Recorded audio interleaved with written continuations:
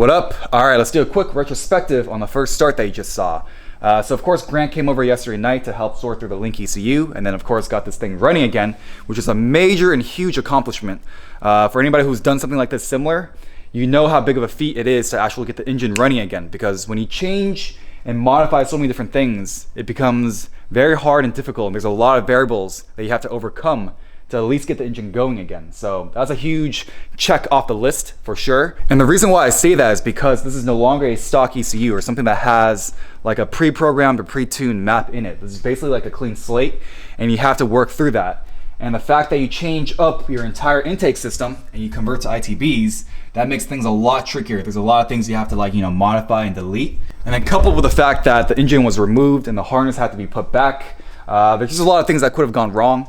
So getting all that stuff sorted and of course making it all work with a new ECU is big. And although successful, it wasn't all smooth sailing. So there was definitely a couple hurdles that definitely scared me for sure. So the first one was trying to get this TPS sensor to work properly because I thought I didn't have the correct plug on the harness, but eventually I found out that it did. It was just mislabeled. And then the second hiccup was actually my fault because going back to the sensor wire for the wideband, I had a couple open wires left from the harness side because we were still trying to figure out exactly which one was the correct signal wire going to the ECU. And then midway through, a couple of the wires kind of got loose and they touched the header. So I'm sure you can guess what happened next. It created a short and then the ECU died and we couldn't connect to it again. So that's when I nearly shit my pants.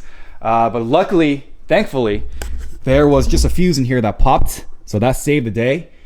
We popped in a new fuse and then we were back into action. So after getting through that, we were able to successfully isolate the correct signal wire from the ECU side. And we just did that by looking up the pinout chart for the connector and then just doing a continuity test with a multimeter to find the correct wire. So today I actually have to go ahead and still solder up this wire to that wire that we found and get that plugged in and going because we didn't even use a wideband yesterday. It was just entirely an alpha N tune and the wideband was turned off. So eventually once we get to the street tune, we will have to turn that back on and fully use it, of course. But yeah, definitely a major accomplishment and I'm super pumped because I am that much closer to finally getting myself back into the driver's seat of this car. But just to be realistic and to set some expectations, although we were able to get this thing to start again, we are still a ways away from the finish line because there's still a lot of small stuff that we have to do. The actual street tune needs to be done first, and of course, as you heard from Grant, having a good tune is all about investing the time because there's a lot of people that can just do like a dyno tune and get the car to run at max power really well and really quickly, relatively quickly, and usually that gets you most of the way through. But if you want a really proper tune with all the minutiae worked out and getting a very nice and good drivable street car, that takes a lot of time, and you have to basically invest that on the street to get it done. So we still have to do all that. And then of course, once that street tune, the preliminary street tune is done, then we can take it to a dyno and go for the max power tune and get the whole thing done across the board. So honestly, seeing this engine run again was a really big boost in motivation because I've been plugging away week after week at a never-ending list, and it was just like working on a vacuum. I didn't really have any relativity or anything to kind of go off of. So yeah, I mean, like having that thing start was kind of like a light at the end of the tunnel. I know that I'm getting closer now, which is really good. So for all you guys who have been following along with this build, thank you. Hopefully this kind of shows you the realities and the ins and outs of what it takes to work on a project like this.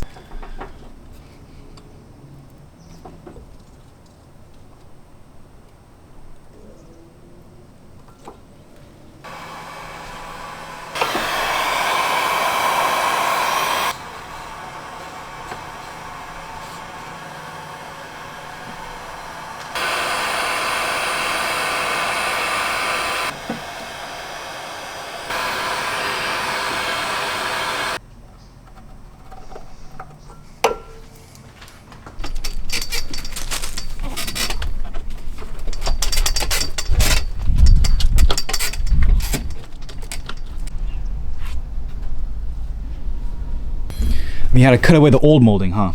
Yes, we have to cut the old mold because we can't use that one back again. Right. Body goes right here. Oh. Yeah, you see. So what's the next step? Next step. See this rubber piece right here? Uh-huh. Oh, to kind of like open up the gap, right? To open up the gap. Yeah. Oh, you want to use the right side rubber piece. You don't want to go too thick. Right, right. Or too thin. So you have a ton of these ropes in your truck. Oh, huh? yeah. That's going to be next. Okay.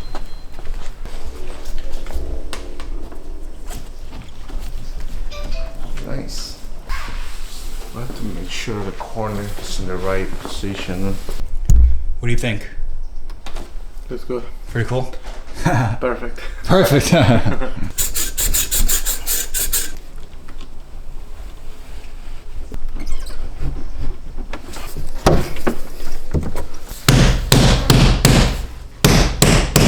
Gotta give it some love taps, huh? Yep. You have to though. You see how tight it's over here? Right, there's no gap. There's no gap.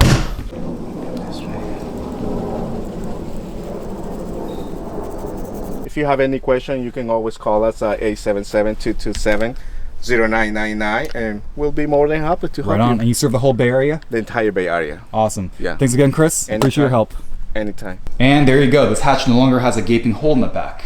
The original Toyota glass is now back into place. So initially I did briefly think about going to a polycarbonate / Lexan windscreen for the back, but I opted not to, and that's because of the design of this windscreen. So as you can see, it's just a very flat rectangle. So there's really no compound curves or anything like that. And that doesn't lend itself well to rigidity. So for example, going back to the RX-7, that one did have a polycarbonate window. Because the windscreen in the back of the RX-7 FD is curved. And honestly, I think a Lexan window in the back of an AE86 will just end up caving in the back over time, or it'll just be very flexy. So unless you run those braces. But either way, decided not to do that, and the OEM glass is now back. And now if anybody wants this OEM steel hatch, let me know.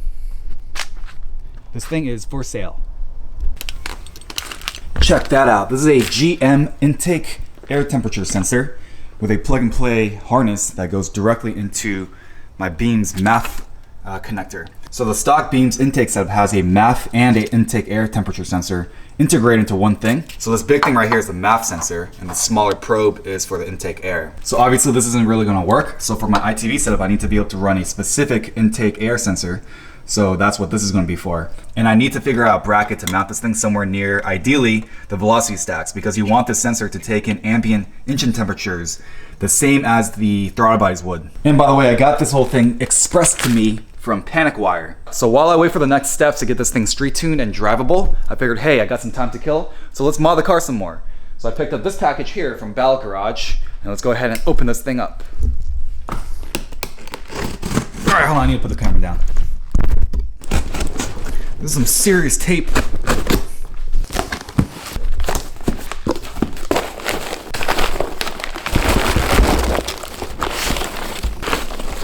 Alright, so I got some Pipercross socks for the filters, and then some new suspension goodies. So I'm running Fortune Autos all around, and they're good coilovers and a good suspension setup, but the spring rates are not ideal for a street car. They're kind of bouncy in the rear. So Ballot Garage has devised a new setup, and they worked and collabed with Swift springs, of course, and these are progressive. I think they should have been 4.5K, but I guess these are 4.75.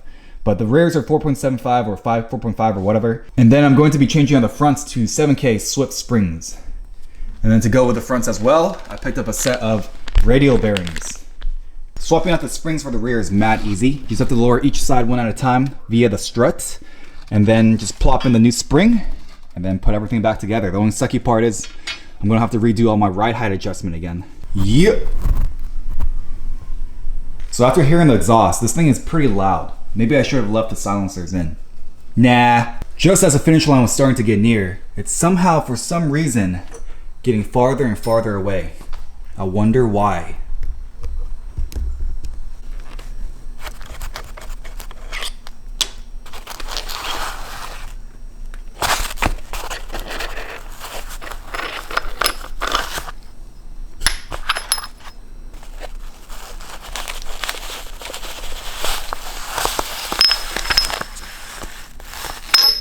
Alright, hopefully you guys can still see this. It's getting a little bit dark, but I just swapped on the new Swift spring, 7Ks in the front.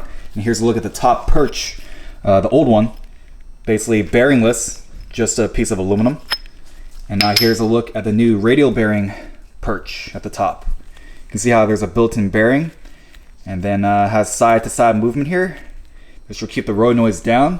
And basically when you turn the wheels now, the spring will move on the bearing, and then it won't just like bind up and make all sorts of crazy noises. So that's pretty cool. I'm gonna put this on real quick and hopefully put all this crap back together and back on that car. All right, dudes, check it out.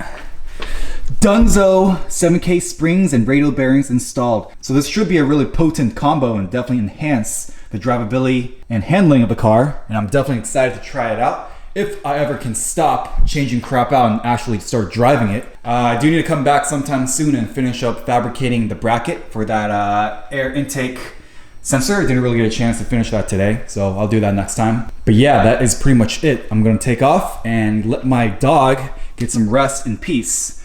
So from Blue and I, we wish you guys a happy new year and farewell. Peace out. See you guys on the next video. Say bye, Blue.